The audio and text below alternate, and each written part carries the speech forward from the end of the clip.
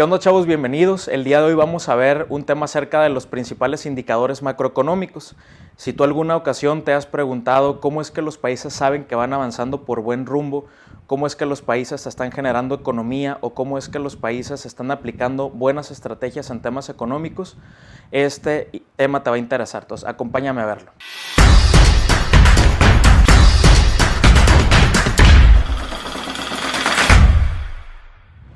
Uno de los principales indicadores macroeconómicos es el Producto Interno Bruto. Por definición, el Producto Interno Bruto o el PIB, como se conoce, va a medir todo el valor que se genera en un país o todo lo que se produce en un país por un periodo de tiempo determinado, generalmente durante un año fiscal, es decir, del 1 de enero al 31 de diciembre de ese año.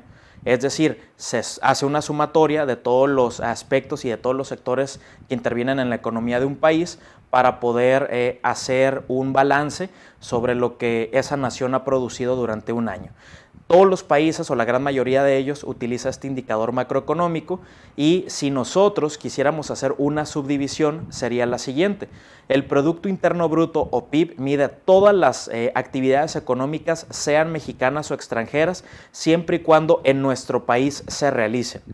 Si nosotros quisiéramos saber únicamente qué es lo que estamos produciendo como mexicanos, qué es lo que producen las empresas mexicanas, ahí el indicador sería diferente porque sería el Producto Nacional Bruto, es decir, aquellas empresas o aquellos giros que únicamente contemplan la inversión nacional. Entonces, Producto Interno Bruto por un lado y Producto Nacional Bruto por la contraparte.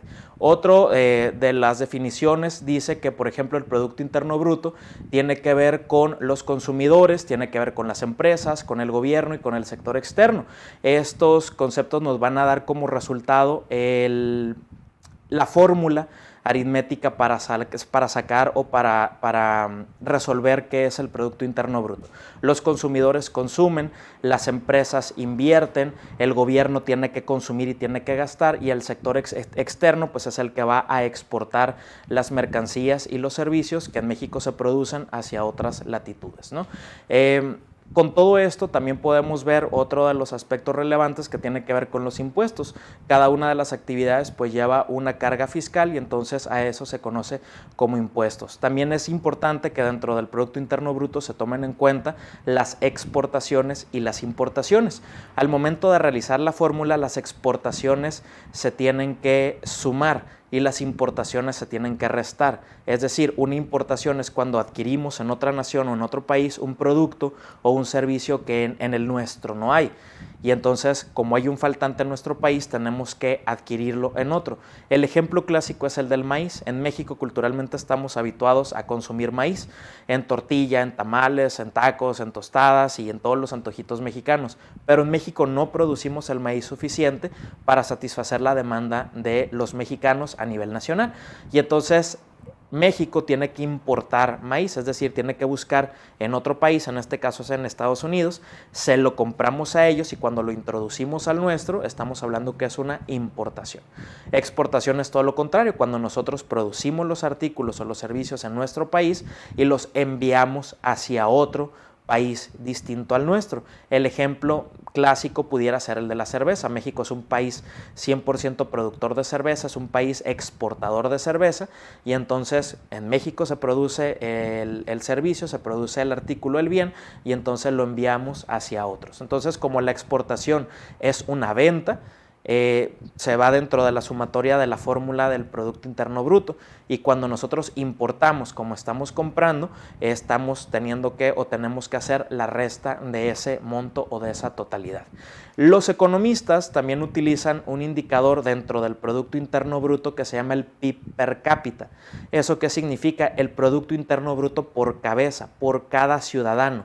Es decir, si nosotros sumamos todo lo que se produce en un país del 1 de enero al 31 de diciembre de cada año, la sumatoria, ¿quién la hace? La hace el Instituto Nacional de Estadística, Geografía e Informática, el INEGI, en coordinación con Banjico o el Banco de México y con la Secretaría de Hacienda y Crédito Público. Cuando la sumatoria se realiza, va a arrojar un monto total. Si ese monto total lo dividimos entre cada uno de los mexicanos que conformamos este país, aproximadamente 130 millones, nos da un monto aproximado por persona y eso sería lo que por individuo generaríamos en riqueza. Entonces a eso se llama PIB per cápita. Otro de los indicadores macroeconómicos es el de los precios. Los precios deben de estarse regulando y deben de estarse registrando y observando para poder medir la inflación. La inflación es un fenómeno donde los precios aumentan generalizadamente. Por ejemplo, el día de hoy tú puedes ir al supermercado y puedes encontrar el kilo de limón en 15 pesos. Si tú el día de mañana vas y lo encuentras en 20 y el próximo día vas y lo encuentras en 25, como hay un aumento sostenido y generalizado del precio, estamos hablando de inflación.